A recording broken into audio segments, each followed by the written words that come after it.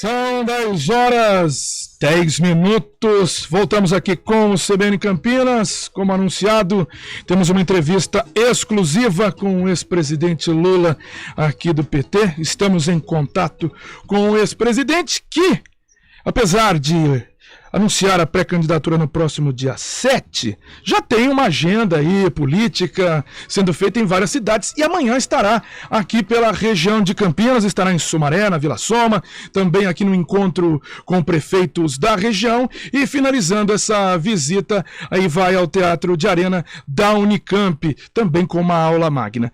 Queria agradecer essa participação, ex-presidente Lula, aqui no CBN Campinas. Muito bom dia, presidente. Bom dia, Flávio Paradella, bom dia, ouvinte da CBN. É um prazer falar com vocês e falar com o povo da região de Campinas. Presidente, uma campanha que a gente não pode falar que já está nas ruas por devida questão mais legal, mas ela já tem sim essa aderência. O senhor amanhã estará aqui em Campinas, ontem esteve em um ato com Solidariedade, já angariando novos parceiros políticos para essa eleição que promete ser muito dura. Eu lembro lá da eleição de 2002, também uma eleição dura, mas o senhor vence no segundo turno, o então candidato da situação, José Serra.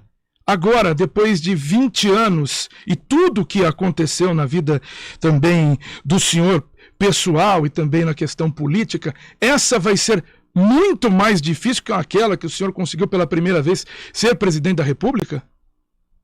Ô Flávio, todas as eleições são difíceis, porque é uma disputa e você compara isso com o futebol e você veja que mesmo um time pequeno, quando vai jogar com um time grande, a Copa Brasil é um exemplo disso, você percebe que o time grande muitas vezes tem dificuldade. Veja, eu sinceramente acho que nós temos todas as condições de ganharmos as eleições e voltarmos a governar o Brasil. Acho que as condições estão dadas, o povo brasileiro está querendo mudança, o povo brasileiro faz sistematicamente uma comparação entre aquilo que nós fizemos no nosso governo e aquilo que o atual governo está fazendo. Eu acho que isso vai permitir que a aliança que nós fizemos com o PSB, tendo o Alckmin como vice, com o PSOL tendo o Boulos como deputado federal, e outras alianças que nós estamos fazendo com Solidariedade, com o PCdoB, vai permitir que a gente esteja muito mais forte do que a gente estava em 2002, quando eu disputei com o Serra, ou mesmo em 2006, quando eu disputei com o governador Alckmin. É uma campanha mais incivilizada do que as outras, porque as outras eram uma campanha civilizada, em que você tinha disputa, você tinha briga com os adversários, mas era uma coisa dentro do campo da política, era uma coisa muito civilizada. A gente terminava um ato público, podia se encontrar em qualquer lugar e conversar como adversário, se respeitando. Com o atual presidente é tudo muito difícil, porque ele é cercado de milicianos em quase todo o território nacional e ele gosta de estimular o ódio, gosta de estimular a briga, gosta de estimular a provocação, que não faz parte do nosso diário na política. Ou seja, mas eu estou convencido que nós vamos fazer uma campanha num nível muito alto, nós vamos querer conversar sobre a situação do povo brasileiro e as soluções para os problemas que vive o povo brasileiro. Então, o fato de começar, fazer a viagem a Sumaré e a Campinas antes do dia que vai me lançar a pré-candidatura, para mim é muito importante, é significativo. Primeiro porque eu já fui a Vila Soma 3 vezes. Segundo, porque Campinas é uma cidade que representa, um conjunto de outras cidades que é mais ou menos por volta de 3 milhões de habitantes. Campinas é como se fosse a grande capital de uma região e na Unicamp é sempre um prazer. Eu, na verdade, não gosto do título aula magna, porque nem sei dar aula e nem sei muito menos magna. O que eu quero é conversar com os estudantes sobre o que aconteceu na educação desse país, a destruição da ciência e tecnologia, a destruição e a falta de recursos para nossas universidades espalhadas no Brasil inteiro. Então é isso que eu quero conversar com as pessoas. E depois vai ter uma coisa importante, que é uma coisa mais fraternal, ô Flávio, que eu vou visitar o meu companheiro Rogério Cerqueira Leite, vou na casa dele encontrar com ele, com alguns intelectuais, para agradecer tudo o que o nosso companheiro Rogério Cerqueira Leite fez pela democracia, pela educação e pela ciência e tecnologia no Brasil. Presidente Lula, o senhor fala de uma comparação entre governos, né? Governo até 2010 e agora com o governo do presidente Jair Bolsonaro. Mas durante a campanha, nem durante a campanha, isso já vem acontecendo agora. A comparação do que aconteceu de lá para cá, de 2010 para cá, o governo Dilma, impeachment, a Lava Jato, o senhor foi processado, respondeu a um julgamento, foi condenado, depois deixou a prisão, esse julgamento foi anulado e um dos pontos aí, entre tantos processos, prescrito. Isso tudo vai estar dentro da eleição. Como debater esse tipo de assunto e como escapar desse assunto para esse público que o senhor precisa conquistar para ganhar a eleição? Ô Flávio, eu não quero escapar desse assunto. Eu não quero fugir. Aliás, eu quero discutir esse assunto, mesmo sabendo que não é um assunto prioritário para o povo brasileiro. Veja, porque nós já provamos em 20 e poucos processos que o ex-juiz Moro era um mentiroso, que o ex-procurador Dallagnol era um mentiroso, que essas pessoas montaram uma farsa política utilizando a justiça na perspectiva de tentar me destruir. Ou seja, e o que aconteceu de fato é que aconteceu aquilo que eu previ, ou seja, quem tem a verdade dentro de si vai vencer a batalha, e eu provei em cada processo meu a quantidade de mentiras que foi contada a meu respeito, e você está lembrado que no primeiro depoimento que eu fui fazer com o juiz Moro, eu falei, olha, vocês estão condenados a me condenar porque vocês já mentiram demais, e a desgraça de quem conta a primeira mentira é que continua mentindo o resto da vida para justificar a primeira. E nós estamos com um problema, porque o Moro não enganou apenas a sociedade brasileira, ele enganou a imprensa brasileira, que foi estimulada a veicular todo santo dia as mentiras contadas por ele e pelo Dallagnol. Ou seja, a imprensa brasileira, uma parte dela, transformou em verdade as mentiras. Agora, o que eu acho que deveria acontecer era que uma parte da imprensa poderia pedir desculpa por ter sido enganada pelo Moro e pelo Dallagnol, pela equipe da Lava Jato, pedir desculpa ao povo brasileiro por tanta insensatez dessas pessoas que deveriam, por ser homem de Estado, por ser empregado do Estado, ter respeitado mais a sociedade brasileira. O saldo que ficou da Lava Jato, ô Flávio, foram 4.400.000 pessoas desempregadas, foi a quebradeira da indústria de engenharia brasileira, foi mais de 170 bilhões de reais que deixou de ser investido no setor produtivo nesse país e mais 58 milhões que deixou de ser arrecadado. Esse é o saldo que ficou para o Brasil. Esse é o saldo. Porque aquelas pessoas que roubaram e delataram, aquelas pessoas continuam ricas.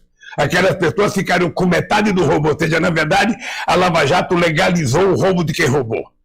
E como eu tinha necessidade de provar que aquilo era uma farsa, cá estou eu dando entrevista para você, muito tranquilo, que eu tenho certeza que meus acusadores não têm 10% da tranquilidade que eu tenho hoje.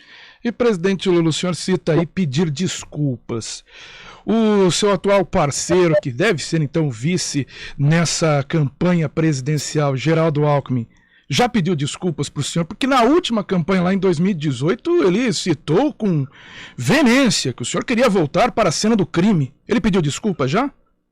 Você não acha que o gesto do Alckmin vir ser meu candidato a vice é uma demonstração inequívoca de que aquilo fez parte de um passado que eu acho que as pessoas decentes desse país não querem lembrar? Você não acha que o fato do Alckmin ter se filiado ao PSB, aceitado o convite para ser meu vice, fazermos um programa de governo junto e governar esse país junto é um gesto extraordinário de quem, sabe, falou assim, vamos deixar para lá o passado, nós todos fomos enganados, vamos agora tocar o barco para frente, porque o Brasil precisa ser recuperado. O Brasil precisa de emprego, o Brasil precisa de salário, o Brasil precisa de saúde, o Brasil precisa de alguém que governe esse país falando um pouco de amor, falando um pouco de solidariedade, de fraternidade, e nem alguém falando de ódio. Eu acho que o gesto do Alckmin, por si só, já diz tudo o que ele pensa daquilo que ele fez. E também essa parceria com o governador Geraldo Alckmin, por tantas vezes governador aqui no estado de São Paulo, trazendo também um nome que até espantou, né, o meio político, o governador Geraldo Alckmin sendo um vice nessa candidatura. O que ele pode agregar para trazer para essa comunicação, essa narrativa também dentro dessa campanha, presidente Lula? Olha, primeiro, Fábio, nós temos que levar em conta e respeitar um homem que governou esse estado de São Paulo por mais de 20 anos. Ou seja, ele foi 2 vezes vice do Mário Covas, ou seja, ele foi governador 4 vezes. Eu acho que uma pessoa que foi eleita como ele foi eleito e ganhou todas as vezes, inclusive do meu partido, eu acho que nós temos que respeitar. Primeiro, sabe, valorizar o povo que votou nele e que agora nós vamos querer ganhar uma parte desses votos para votar no companheiro Haddad, que eu acho que também será um futuro governador do estado de São Paulo. Então, eu acho que o Alckmin agrega experiência, agrega um setor da sociedade que durante muito tempo não votou no PT ou não quis votar no PT, sabe? E o Alckmin agrega pessoas que pensam diferente de nós em muitas coisas. Nós vamos construir um programa conjunto entre os partidos que compõem a aliança e esse programa será a base da concordância entre todos os partidos políticos. É assim que se faz política com P maiúsculo, é assim que a gente quer demonstrar que a gente quer recuperar o Brasil para os brasileiros. Mas durante essa semana tem se falado muito na comunicação dessa pré-campanha do senhor. A situação com Franklin Martins, a chegada de Edinho Silva, prefeito de Araraquara, para conseguir colocar o senhor conversando com pessoas que não votariam nesse momento no senhor. Porque o senhor tem conversa. Por exemplo, amanhã vai na Vila Soma. Imagino que tem aí uma grande parte do eleitorado que já vai votar em Lula. Amanhã também estará na Unicamp, também em um ambiente mais propício para o presidente Lula. Pô, vou lembrar semana passada, o pré-candidato Ciro Gomes foi na AgriShow e foi hostilizado e teve toda aquela situação de agressão. Então, como conseguir conversar com esse público, presidente Lula? Flávio, você se esquece que eu fui candidato muitas vezes nesse país. Eu fui candidato em 89, 94, 98, 2002, 2006. Sabe, você desconhece que o PT, desde que começou as eleições para presidente da República em 89, ou é o segundo ou é o primeiro. Você desconhece que mesmo eu não sendo candidato a presidente, o Haddad teve 47% dos votos. Ou seja, o PT é muito forte, a minha candidatura é muito forte, sabe? Você veja que hoje eu já tenho mais votos do que eu tive no primeiro turno de muitas eleições. Por quê? Porque o povo está percebendo o que está acontecendo no Brasil e eu vou conversar, sabe, não apenas com quem já vota em mim, eu quero conversar com todos os setores da sociedade. E nesse aspecto, o Alckmin também ajuda a conversar com setores que antes estavam afastados do PT. Não tem problema, eu já fui fazer campanha em tantos lugares adversos, eu já fiz campanha em tantos lugares desse país que não tem lugar proibido para fazer campanha. A única coisa que eu tenho que respeitar é que tem outros candidatos e em alguns lugares pode ter eleitores dos outros candidatos. E esses eleitores dos outros candidatos poderão não gostar da nossa visita, mas isso faz parte da política. E eu estou realmente calejado para tratar, sabe, com essas adversidades. Mas o que é importante, Flávio, é que nós vamos construir uma maioria política na sociedade brasileira para que a gente possa recuperar o Brasil. Nós precisamos voltar a gerar emprego, nós precisamos reduzir a inflação, nós precisamos aumentar salário, nós precisamos melhorar a educação e recuperar, sabe, os investimentos em ciência e tecnologia. Todo mundo que tem bom senso sabe que não existe na história da humanidade algum país que se desenvolveu e cresceu economicamente sem antes investir na educação. E é isso que nós vamos conversar com o povo. Um país que é o terceiro produtor de alimento do mundo não tem explicação ter 19 milhões de pessoas passando fome. Uma cidade rica como Campinas, uma região rica como a região de Campinas, não tem sentido ter gente dormindo na rua, ter gente perambulando pela rua, ter gente dormindo nas praças. Qual é a lógica disso? Qual é a lógica do terceiro produtor de alimento do mundo ter 19 milhões de pessoas passando fome e 116 milhões de pessoas com insegurança alimentar? Qual é a lógica do maior produtor de proteína animal do planeta ver o povo correr atrás de um caminhão cheio de carcaça de frango ou as pessoas irem no açougue pegar osso? Para isso, na verdade, demonstra que a falta de vergonha na cara da governança desse país. É preciso que a gente tenha a sensibilidade de que nós podemos consertar isso, e já consertamos uma vez. Nós levamos o Brasil a ser a sexta economia do mundo, e você lembra disso, Flávio?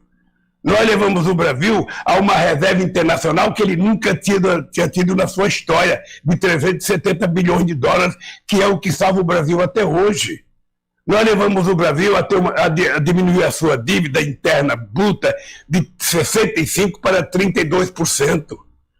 Então, o que nós mostramos é que, ao tirar 36 milhões de pessoas da miséria absoluta e a levar 40 milhões de pessoas para um consumo de classe média, sabe, classe média, ou seja, o que nós provamos é que o pobre, ele não é o problema do Brasil, ele é a solução na medida em que você tem a política de inclusão social e essas pessoas passem a participar do processo de desenvolvimento do Brasil. É isso que nós queremos fazer, é isso que nós vamos fazer, e você vai perceber como tudo vai melhorar, aí em Campinas, na região de Campinas, sabe, no estado de São Paulo e no Brasil inteiro.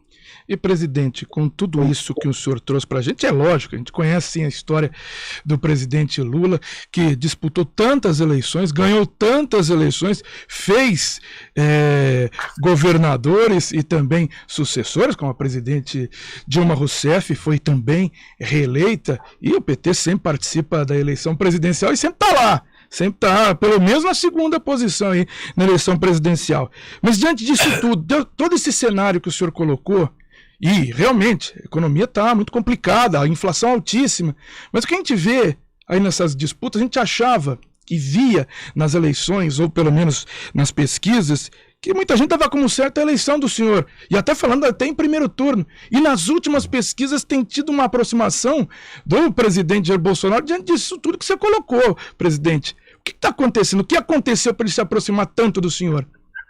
Ele não está aproximado. Eu não sei qual é a pesquisa que você está vendo, Fábio, porque hoje você tem pesquisa feita por telefone, hoje você tem pesquisa feita pela internet, e a pesquisa que conta para qualquer instituto sério é a pesquisa feita presencialmente. O Bolsonaro recuperou 3 ou 4 pontos na pesquisa depois da saída do Moro, mas se você perceber bem, a nossa distância continua acima de 15 pontos no Brasil, e isso é uma distância muito grande.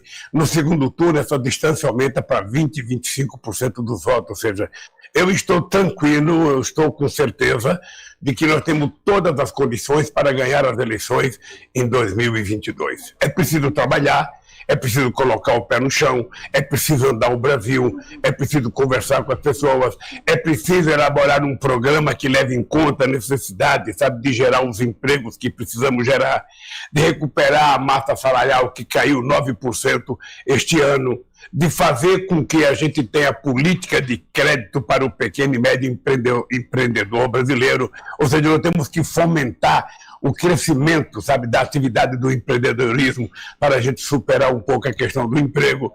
E nós não podemos aceitar a ideia que o cara que trabalha, sabe, com bicicleta, entregando comida, é um empreendedor, sabe, porque na verdade ele é um empregado que não tem direito, porque ele não conhece o patrão dele, porque ele não tem 13º, porque ele não tem descanso semanal remunerado, ele não tem final de semana, ele não tem Natal, ele não tem Ano Novo. O que nós precisamos é fazer uma regulamentação que permita que esse cidadão tenha seguridade social e, ao mesmo tempo, ter uma política de investimento para fomentar o empreendedorismo no Brasil. Eu tenho dito publicamente, Flávio, que uma das coisas que nós vamos fazer é transformar o BNDES não num banco de investimento de grandes grupos econômicos, porque esse pode até pegar dinheiro no exterior. É um banco, sabe, que tenha condições de fomentar o desenvolvimento para pequeno e médio empresário brasileiro. Sabe, essa gente que gera emprego, essa gente que, sabe, dá dinamismo à economia brasileira, e é isso que nós vamos fazer para que o Brasil volte efetivamente a crescer. E, presidente, só para a gente finalizar, infelizmente, e eu não estou colocando isso para polemizar qualquer situação, mas gostaria de colocar essa fala de um vereador aqui de Campinas na última sessão, que atacou, né, o ex-presidente Luiz Inácio Lula da Silva, e por isso eu estou colocando aqui, até para o senhor ter essa ciência, também se quiser responder, faça uso, porque já que ele teve uso da Câmara aqui de Campinas nesta última sessão. A gente tem o áudio, mas o áudio não está muito bom para a gente acompanhar. Mas eu vou aqui citá-lo, né? Foi o vereador Major Jaime, do PP, que é de direita, e na sessão da última segunda-feira, ele disse a seguinte frase, presidente Lula. Lula, por ter vício da bebida, deveria se internar na instituição Padre Haroldo. Como ele tem outro vício de roubar, ele pode ficar na P1 do Ataliba Nogueira. Assim ele cura o seu vício e não destrói o Brasil. Essa foi parte, né, da frase dessa declaração do vereador aqui de Campinas. Mais uma vez, como eu disse, não estou querendo polemizar, mas é uma situação para colocá-lo de ciência. E se o senhor quiser responder, está aqui aberto o CBN Campinas. Não, esse rapaz aí que eu não conheço, ou seja, eu não costumo responder coisas rasteiras que os adversários fazem. Esse rapaz, ele acha que quem escutou ele aí, ele precisaria ser internado numa clínica de repouso, porque ele é totalmente desequilibrado. Um cidadão que tem um cargo de vereador, e se ele é major ainda da Polícia Militar ou das Forças Armadas, ele deveria ter tido uma formação mais civilizada. Ele deveria ser um cara mais educado, mais respeitoso, mas é isso. É isso que as pessoas ligadas ao capitão pensam, sabe? É isso. Eles não sabem fazer política de forma civilizada.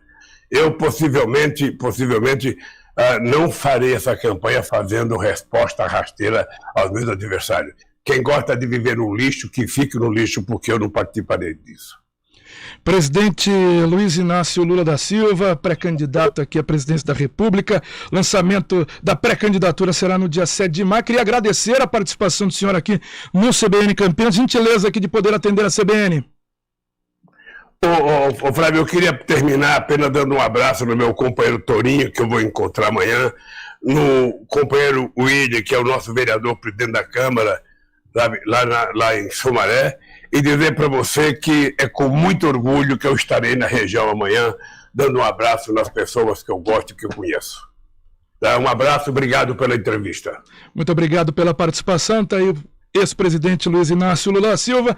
Nesta quinta-feira estará aqui pela região, visitando Sumaré. Depois vem aqui a Campinas. Como eu disse, é uma pré-agenda, uma agenda, na verdade, nessa pré-campanha, pré-candidatura sendo lançada no dia 7 de maio.